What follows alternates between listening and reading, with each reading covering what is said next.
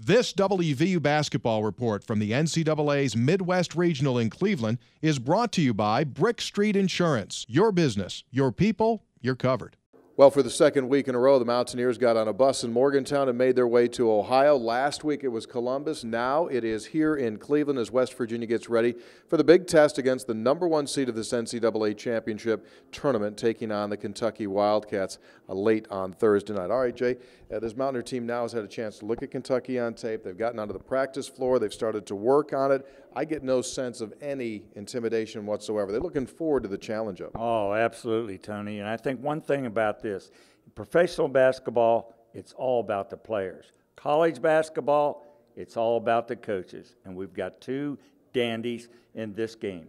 Very competitive guys, good basketball IQs. We've got it all, and it should be one heck of a basketball game. You know, every team wants to play its best as the season winds down. It looks as though West Virginia, coming out of Columbus at least, is doing just that. Devin Williams, Jay, is playing the best basketball of his career. Oh, he's just gotten into it, and I think it all goes back to what Huggs has said. His mother came to town for the Oklahoma State game and said, "We don't pout around here. We don't loaf around here. We play basketball." And he's done it since then. Your thoughts on this, the pressure that West Virginia is going to put on Kentucky? They talk about, yeah, we've seen some against Arkansas, we've seen some at various times in the year, but then most teams do say that, but the way West Virginia does it with the tenacity that they do it and the dedication to doing it, it's going to be a little bit different for them. Well, I think it is. I think 40 minutes of hard play. Kentucky hasn't faced anything like this. Here's the problem.